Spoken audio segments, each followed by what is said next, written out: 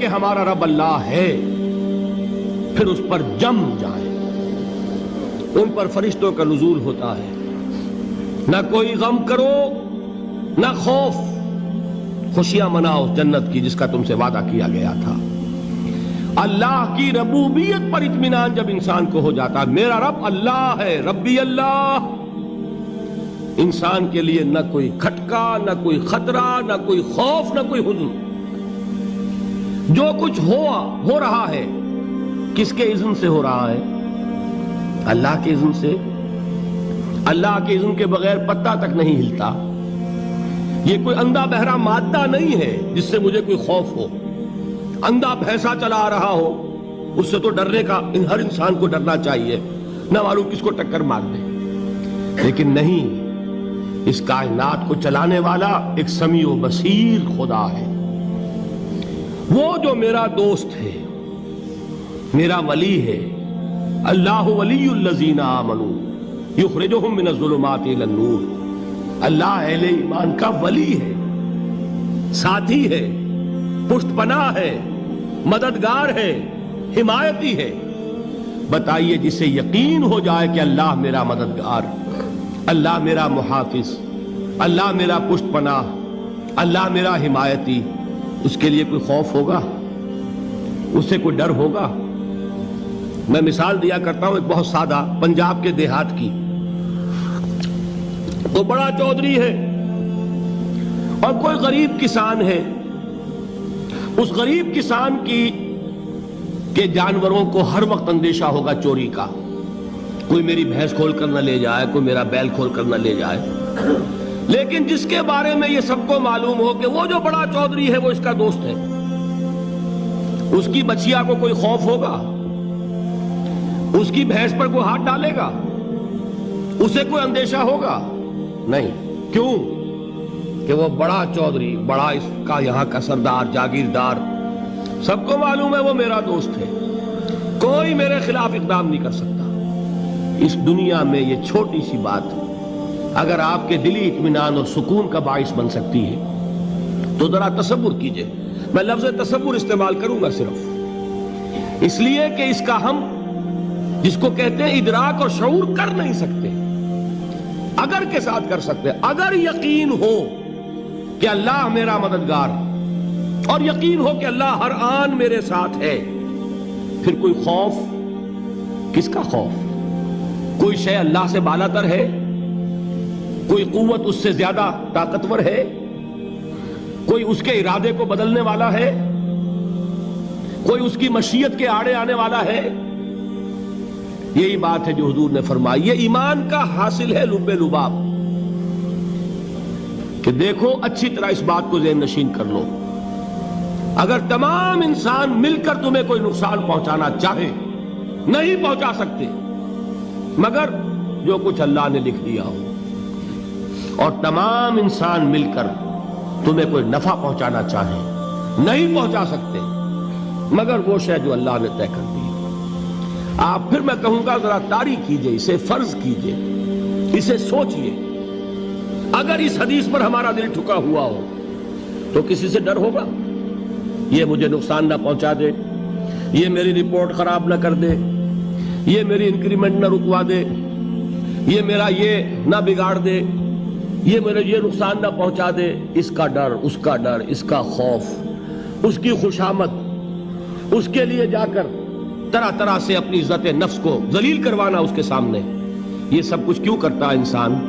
جب سمجھتا ہے کہ اس کے ہاتھ میں میرا کوئی نفع ہے، اس کے ہاتھ میں میرے لیے کوئی ضرر ہے، یہ مجھے کوئی غضب پہنچا سکتا ہے، یہ مجھے کوئی نقصان پہنچا سکتا ہے، یہ میرا کوئی کام بنا سکتا ہے، یہ میری کوئی ضرورت پوری کر سکتا ہے، اسی کا نام شرک ہے۔ جہاں آپ نے یہ سمجھا کہ غیر اللہ کے اندر کوئی طاقت موجود ہے، وہی شرک ہے۔ بتوں سے تجھ کو امیدیں، خدا سے نومیدی، مجھے بتا تو صحیح اور کافری کیا ہے؟ شرک تو یہ ہے جس پر بھی تمہیں یہ خیال ہے، کلمہ ہے یہ کلمہ سوم، لا حول ولا قوت الا باللہ، ذرا اس پر دل کو کبھی اگر آپ تصور کریں، پھر فرض کریں، دل ٹھک جائے اس پر، کوئی طاقت نہیں۔ یہی بات تھی جو شیخ عبد القادر جیلانی رحمۃ اللہ علیہ نے اپنی وصیت میں اپنے بچے سے کہی. 11ویں دینے والے ہیں، لیکن حضرت شیخ عبد القادر جیلانی کی وصیت اور تعلیمات کو کتنے لوگ ہیں کہ جانتے ہو؟ یہ جن مقامات تک پہنچے ہیں وہ کس چیز کی بدولت پہنچے ہیں؟ انہوں نے جو پیغام دیا وہ کیا تھا؟ اے میرے بچے، جس طریقے سے قرآن مجید میں حضرت لقمان کی نصیحتیں جو ہے نقل کر دی گئی ہیں، میں یہ عرض کروں گا بالفرض اگر قرآن حضرت عبد القادر جیلانی کے بعد نازل ہوا ہوتا تو شیخ عبد القادر کی یہ نصیحتیں بھی قرآن میں درج ہوتی. اتنی اونچی نصیحتیں ہیں. اے میرے بچے، اس حقیقت کو ذہن نشین کر لے، لا فاعل فی الحقیقت ولا مؤثر الا اللہ. اس کائنات میں نہ کوئی فاعل حقیقی ہے نہ مؤثر حقیقی ہے سوائے اللہ کے. کسی شے میں کوئی تاثیر نہیں اگر اللہ نہ چاہے. آگ جلا نہیں سکتی اگر اللہ نہ چاہے. پانی ڈبو نہیں سکتا اگر اللہ نہ چاہے. زہر ہلاک نہیں کر سکتا اگر اللہ نہ چاہے. کوئی چیز فائدہ نہیں پہنچا سکتی اگر اللہ نہ چاہے. تو در در پہ کیوں سر جھکاتے ہو؟ در در پر کیوں جبیں سائی کرتے ہو؟ سب کے سامنے کیوں ہاتھ پھیلاتے ہو؟ ایک اللہ سے مانگو. ایک اللہ کے سامنے زمین پر اپنی جبین رکھو. لا فاعل فی الحقیقت ولا مؤثر الا اللہ. نظر آتا ہے ہمیں کہ پانی پیاس بجھا دیتا ہے. پیاس بجھانے کی صلاحیت پانی میں نہیں ہے، اللہ کے اذن سے.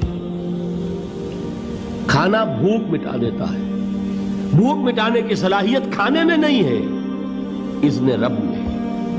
دیکھیے یہی یقین تھا. حضرت موسیٰ علیہ السلام کا واقعہ یاد کیجئے. سامنے سمندر آ گیا ہے، قوم دیکھتی ہے پیچھے کہ گرد و غبار کا طوفان ہے. معلوم ہوا کہ فرعون اپنے لشکر سمیت آ گیا ہے. لشکر جب چلتا تھا تیز رفتاری کے ساتھ تو گرد و غبار کا جو طوفان اٹھتا تھا اس کا تصور کیجئے. اور لمحہ بلمحہ وہ قریب آ رہا ہے. پوری قوم نے کیا کہا ہے؟ اے موسیٰ انا لمدرکون، اے موسیٰ ہم تو پکڑے گئے. قرآن مجید نے تو یہاں وہ باتیں نہیں لکھی ہے، لیکن تورات میں یہ درج ہے کہ بنی اسرائیل جھگڑنے لگے، دست و گریبان ہو گئے موسیٰ کے ساتھ. موسیٰ ہمیں یہاں مروایا لا کر، اس سے تو ہم ہی بہتر تھے. وہاں کھانے کو ملتا تھا، زندگی تو تھی، بیگار ہم کر رہے تھے، موت تو نہیں تھی. اب جو کچھ ہوگا اس کا تصور کرو، جس طریقے سے ہمارے ٹکڑے اڑائے جائیں گے. تو لڑ رہے ہیں حضرت موسیٰ علیہ السلام سے. یہ تورات کی تفصیل ہے. قرآن میں صرف اتنا آیا ہے، پریشان ہو کر انہوں نے کہا انا لمدرکون، موسیٰ ہم تو پکڑے گئے. اس وقت موسیٰ کا جواب کیا ہے؟ کلا ان معی ربی سیہدین. نہیں، میرے ساتھ میرا رب ہے، وہ راستہ دے گا. بتائیے کہاں راستہ نظر آ رہا ہے؟ یہ ہے ایمان بالغیب. راستہ نظر نہ آئے تب اللہ پر یقین ایمان ہے. جیب میں پیسے ہوں اور تب دل کو اطمینان ہے تو ایمان کس پر ہوا؟ پیسے پر، اللہ پر نہیں. جب وسائل و ذرائع نہ ہو اور پھر یقین ہو کہ اللہ مسبب الاسباب ہے، وہ اسباب کا پابند نہیں ہے، وہ اسباب کا محتاج نہیں ہے، اسباب اس کے محتاج ہیں. اگر یہ یقین ہے تو اللہ پر ایمان ہے. یہ نہیں ہے تو تمہارا ایمان اسباب پر ہے، وسائل پر ہے، ذرائع پر ہے، مادیات پر ہے، اللہ پر نہیں. اس وقت کہاں راستہ تھا؟ کوئی راستہ تھا؟ سمندر ہے اور ادھر سے لشکر آ گیا ہے. کلا ان معی ربی سیہدین. اب دیکھیے ایمان کہہ دینا آسان ہے، ہوا معکم اینما کنتم، جہاں کہیں بھی تم ہوتے ہو اللہ تمہارے ساتھ ہوتا ہے. لیکن اس کا یقین قائم ہو جائے تو زمین و آسمان کا فرق واقع ہو جائے.